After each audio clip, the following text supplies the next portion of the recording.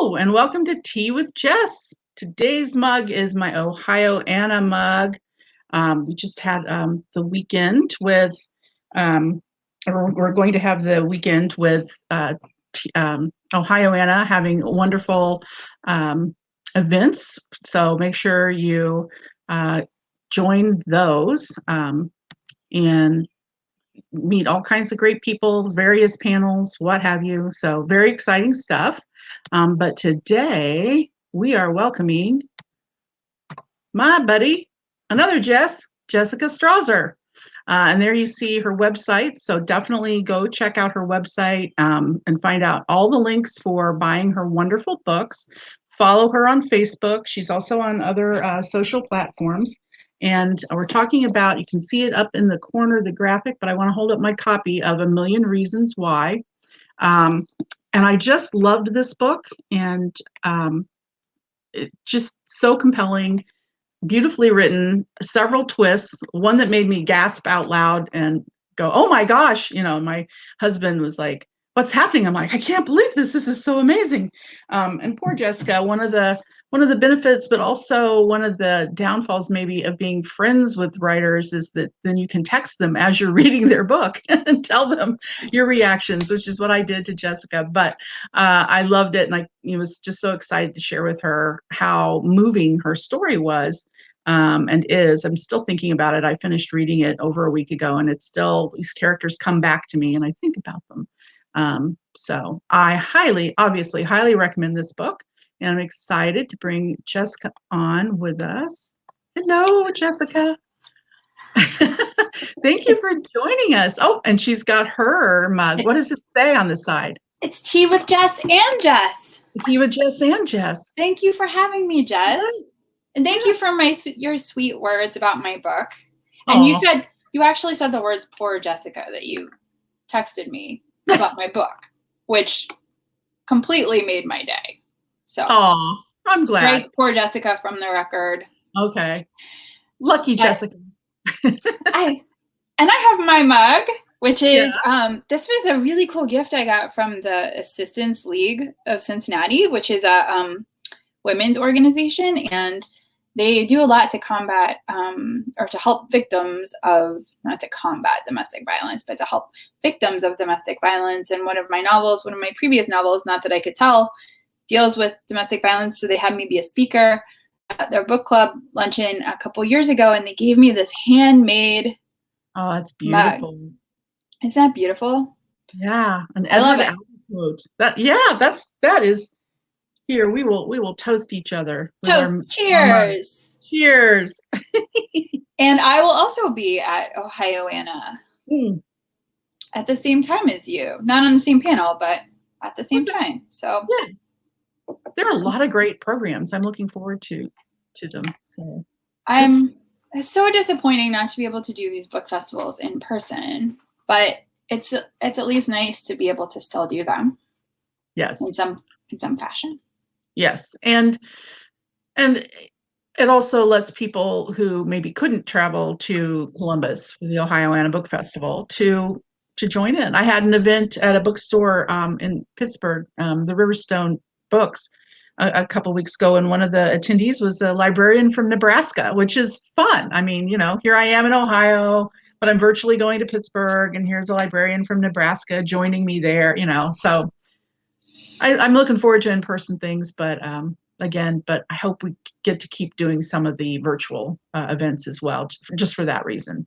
It's definitely the upside that you don't have to wait for your favorite authors to come to your town. And right. That when you do an event in your town, you never know who will be on it. I had one with the Cuyahoga Public Library, which of course is up near Cleveland. Mm-hmm. When my book came out a couple of weeks ago, and there were people from California, people from all over. So that was really cool to see. That's neat. So your book's been out for a few weeks now. You've been doing all these great events. I obviously am a huge fan, but I want you to share sort of the premise, the pitch for A Million Reasons Why. So for some reason, I always get nervous when someone asks me that, which you think I've been doing this for like a month now. So I feel like I'm a horrible elevator pitcher. I am too. We have the same one. In a nutshell, 30 seconds. Decide whether or not you want to buy my book. Ready, go. Yeah, cool. A Million Reasons Why is a story of two strangers, adults, going about their own lives, living in completely different states, two very different women who are linked as half-sisters by one of those mail-in DNA test kits. And that is how the story opens. And we're off from there. We're off from there, which is a wonderful premise. But it's about so much more. It's about family and relationships and boundaries and you know, how do you define those? How do you define family? Do you find this to be, I've read all of your books, and family plays a huge role in all of them. Do you find this to be like a theme that sort of ties all of your books together? I guess we should say your books are all standalones. But thematically, do you see this ribbon running through them, or? I do. I write a lot about family. Well, I write a lot about relationships, I guess, and how they change. And I was trying to figure out why when I'm trying to come up, or when I'm collecting ideas for future novels, I don't have like fully formed ideas laying around, but I just kind of collect things that interest me. And I kept amassing these links to these articles of real life people who had surprise results to these DNA tests. And I was wondering, why am I so interested in this? And I think that is part of it. It's interesting how it challenges our definition of what family even is. You know, how much it means to share DNA with somebody. Does that mean, you know, to some people can find out that people are out there and just sort of know that and leave it alone. And then some people feel compelled that they need to pursue that and they need to find out more. And neither one is right or wrong. You know, what is it that defines a family, I guess? So I noticed that when people have surprise results for those tests, they really fall into two camps. You know, there are the people who went in knowing or suspecting that they had unknown family out there, which is the case with one of the half sisters in my novel, Stila. She was raised by a single mother, so she knows that she doesn't know if she has siblings, but she knows it's a possibility. She knows that she never knew her father. She knows that somewhere out there she has more family, and she does this test knowing it's a possibility, still thinking it's a long shot that any results will turn up, but knowing that it's a possibility. And then the other end of that, we have Caroline, who's completely blindsided by these results. You know, thinks that her family has no secrets. They're all very close. She's a working mom. She's got 3 kids. Her parents are very involved in her life. Her in-laws are very involved in her life. It's the kind of situation where if she can't pick the kids up from soccer practice, she'll call her mom or her mother-in-law, and they all have dinner together every weekend. And the only reason they have taken the DNA test is on a lark, you know, as a Christmas gift, and just found out that they're a little bit Irish and can celebrate St. Patrick's Day with more gusto, and really were completely blindsided. And I think I did notice those are kind of the two camps that people fall into. There's the people who go looking, and then the people who are completely blindsided. And I wanted to frame a story where the person who thinks finding this result is the best thing ever, they found what they were looking for, and the person who thinks this is completely just turned everything she knew about her family upside down, and maybe this is the worst thing ever, or at least something she wishes she didn't know, or something happens that makes them, you know, start to switch camps where, well, maybe I didn't want to, maybe I actually deserved to know this all along, and maybe this is a good thing. And then the one who reached out maybe starts to think twice about that being the right decision. And then where do they go from there? Yeah. And I found that really fascinating, how we can be so sure. You just so beautifully captured how we can be so sure that we have this one view or opinion about a topic or our life or what have you. And then something can happen that causes it to switch. And it came to life really believably and beautifully. Have you ever done a DNA test? I have not. Okay. And I should have anticipated that everyone was going to ask me this. Everyone's going to ask this, yes. Because everyone has been asking me this since March 23rd when this book came out. The answer is still no. So I've had a little more time now to frame my answer other than just like, well, no, I haven't actually. I don't know. That's the one thing I didn't do for research. But I think having read a ton of these real life stories and thought about it a lot, I guess I just think that it's not something that should be done lightly. You know, you should have a reason, because you never know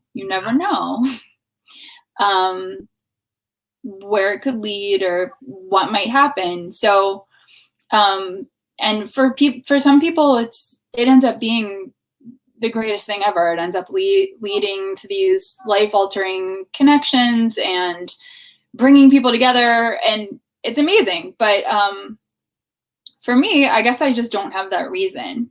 You know, I didn't need to do it in researching the novel, and I don't have a burning interest in genealogy, and I don't have, you know, any sort of other reason to do it. So I guess I just don't think that it should be done lightly. And if I were to do it, it would be pretty frivolous. I think you're right. My younger daughter really wanted us all to do one of these kits. And her reason was, you know, well, let's find out, because there was a health component to the kit that we ended up doing. So she's like, let's find out about that. And it was interesting. I was more worried about like, but maybe I don't want to know about health issues. More so, did not cross my mind. What if I have a half sibling out there, or, you know, some connection that I wasn't aware of? Turns out I don't. I didn't think I did, and I don't. So she and I did the tests. My older daughter and husband are like, yep, nope, there's no reason to do it unless, you know, they had more of your attitude. And there were no surprises really, other than I'd always heard that, you know, my family were all from Ireland, maybe a few Germans in the background, a Native American ancestor or two.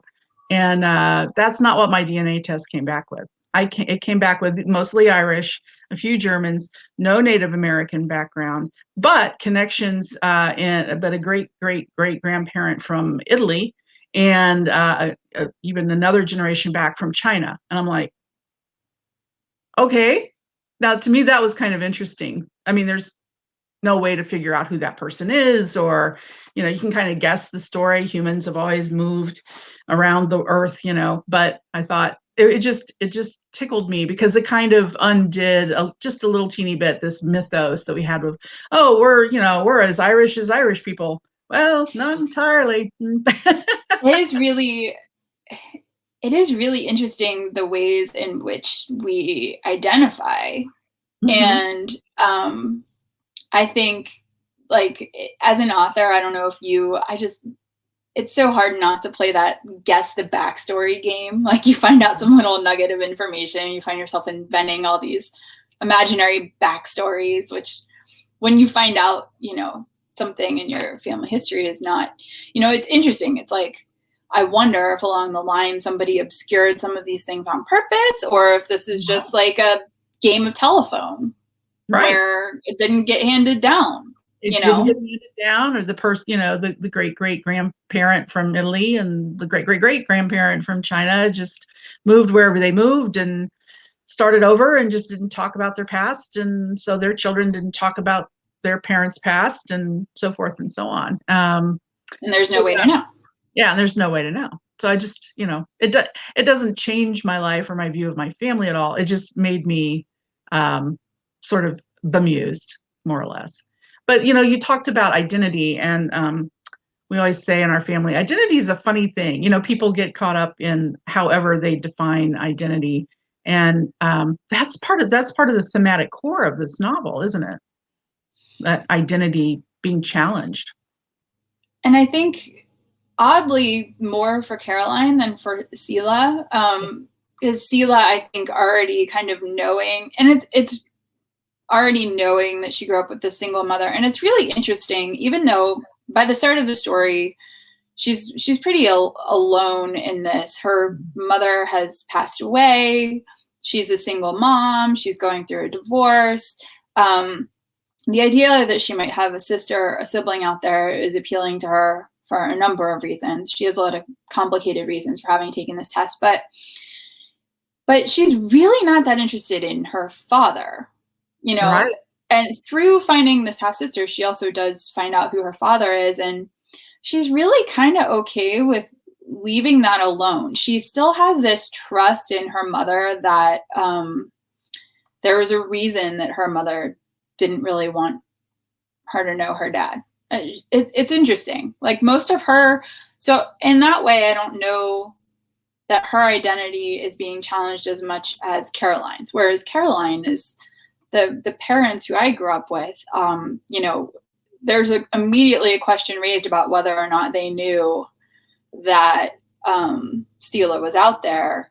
Right. And that answer is not clear. It takes a while for it to come out, but she sort of immediately gets the sense that they haven't been entirely honest with her. And for her, I think it is, yeah, so we have one really kind of grappling with identity more than the other. And I think the other thing that's interesting about the situation in this book, which is different from how it would be with a lot of families, because this is happening to so many people. Right. But a lot of times if people have other siblings, it's kind of just one more in the mix. You know, if you're already in a family of, say, 3 siblings, and then you find out there's one other half sibling, then probably everyone is going to have a different feeling about that. And there's already kind of a gang of you. But in this case, they were both raised as only children. So I think that sort of challenges them to just, I think they both have different points in the book where they have occasion to really kind of look back and think like, I had a sister, you know, if I had had a sister, how would life with me all along? Yes, exactly.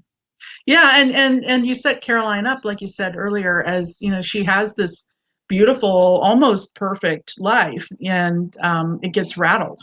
And it's really interesting to see how she handles that, and to think about, you know, how you as the reader would handle having a major aspect of your life kind of upturned, and how that can ripple out. So it's not just like siloed one element of your life, how that one element changing affects all the other elements. So I found that just really beautifully done. I want to ask you where you got this compelling title. I love the title, A Million Reasons Why. I struggle with titles, so I love to hear how other authors come up with their wonderful titles. We had a terrible time coming up with this title. Oh, that makes me feel better. Okay, good. I'm so glad to hear that. I think I was due to have one that was hard to title, because all 3 of my this is my 4th novel. All 3 of my other novels are titled the way I turned it in. I came up with the title. My publisher was like, great title. And then this one was destined to have like 17 titles before it went to publication. So how it actually, and it kept, my editor and I would agree on a title, and then she would take it to the marketing team, and they would just not think it was quite right. So I think it had 3 official titles. Like there were several that made it pretty far, and then somebody along the way nixed it. And I can take no credit for this title. When my editor told me again that our last title, previously it was called Too Much to Ask, was the one right before this. And when she told me that that one was not going to stick, and I had already given her, I'm not a woman of few ideas, but I think I had already given her like roughly 2,972 titles for this book. So it was completely out. And she came up with, how about A Million Reasons Why? And that was That's perfect. Because there are a million reasons why to take the DNA test, to make the decisions that are made in the book. Yeah. So now I have a Google, I like the title a lot. I think it is very fitting now I have a Google alert set for A Million Reasons Why, as all authors do for their book titles, so that if your book is covered somewhere, you are alerted of the article in your email. And I am alerted to mostly articles that have nothing to do with my book, but a lot to do with some pretty hilarious things. Like the week of my release, they were almost all about Lady Gaga for some reason. Like, there are a million reasons why you might want to rent Lady Gaga's apartment for $2,000 a night. And there are a million reasons why this woman is upset that Lady Gaga is playing her in a movie. And there are a million reasons why we want to know who kidnapped Lady Gaga's dog. So, are there? But yeah, it's a brilliant title. So anytime somebody says in a published article that there are a million reasons why something, I get emailed about it. So that could give you more ideas for your idea file. And I was intrigued by that. You talked about how you just sort of, so do you get like this visceral, like, oh, I keep seeming to respond to whatever this idea is that pops up in the news or pops up in conversation? Or how do you collect? I mean, I feel almost silly asking this because I've been writing for 30 plus years, but so how do you get your ideas? How do you collect your ideas? Yeah, not as well as you do. I know that you have a lot of ideas that are much more formed, like real ideas. I just have like, you have glimmers that become ideas. Yeah. Or glimmers that I write down thinking that is going to be clear to future Jessica what I meant by that. And then future Jessica opens the file and is like, what? Marshmallows. Huh. Pretty much. Yeah. That's funny. I have no real system, but sometimes it might be an idea that I actually had, or it might be something that I saw, like in art, something real that I saw that kind of sparked another idea. Yeah. So. Yeah, ideas are interesting to think about. Because I've always had this notion that, if I commit to just the idea, then I'm committed to it for like a year and a half while I write this book. Yeah. And so now with an idea I'm playing with, I'm like, okay, you had the idea. That was the glance that you shared in the crowd. And then when you wrote the like 4-page synopsis, that was a coffee date. You're just having a coffee date. And now that you're writing, some sample chapters, it's a movie and dinner. But we're not committed just yet. And somehow this analogy, which is a kind of ridiculous analogy, but it makes me feel better about like playing with this idea and spending some time with it. It makes it a little less intimidating. Like, we can break this off at any time. It's fine. It's not serious yet. No, it's not serious yet. I'll know when it's serious, and then I don't get too many ideas. Yeah. I heard. I saw Hallie Efron speaking at a conference once, and she talked about how rare. She talked really refreshingly about how rare, like a good, solid story idea is to her. She tells a story about one time she was at a garage sale, and that she had walked to from her home and had an idea for a novel or for a story all of a sudden, and like ran home from the garage sale. And I found that so refreshing because I always feel like other writers have I do have friends who it sounds like they have like 10 novels that they'd like to write one day. Which one should I write next? And for me, I have a lot of ideas, but not like you said. Those are like coffee date ideas. They're not people I would like to marry, stories I would like to marry one day. Well, the analogy kept working for me until I thought, but then when you finish the book, then what? Where does this analogy take us? So I'm not going there. I've been married for a long, long time, so I have to bear that in mind with this analogy. Can you share, are you working on something new, I'm sure? Can you tell, you maybe can't or don't want to tell us about your next book, but if you can, we'd love to hear a little bit about that. I just turned in my revision of my novel that should be out around this time next year, but I'm still waiting on the word as to whether it's good to go or whether it needs a little bit more work. So until I get that word, I'm not going to say too much about it, That's other fine. than to say that there should be another novel around this time next year, hopefully. And I'm excited about it. And then I'm at the stage where what I need next is an idea. Marshmallow. I'll give you that one. It's free. I invite you, as soon as my second vaccine takes full effect, I will invite you over to go through my file and maybe you can make sense of it for me. Okay, yeah. We can have real tea with Jess and Jess. We can have real tea with Jess and Jess and tea with an idea, just low commitment with these ideas. It'll be a tea party with ideas.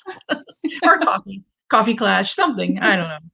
Oh my goodness. Well, thank you so much for joining me today. And people, make sure to look up Jessica's books. They're all wonderful. Definitely read A Million Reasons Why. I think you'll find it beautiful and compelling, and she's gotten so many great reviews, and you'll understand why once you read the book. And you can find out more from Jessica at, do you, off the top of your head, know when your Ohioana Book Festival event is, or should folks just look it up on ohioana.org? I think it's on the schedule on ohioana.org because mine was actually pre-recorded. Mm-hmm. It's not going to be live, so I don't know offhand when they are. Yeah, mine's pre-recorded too.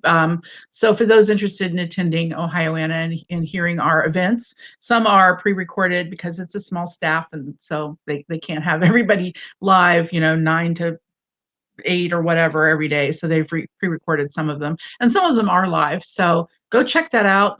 Come to Jessica's panel, come to mine, check out some of the other ones. It'll be great. So as Nana would say, life is hard, have tea. And thank you for joining us, and be kind to yourselves and to your loved ones. And I'll see you all next week. And thank you, Jessica. Thanks for having me.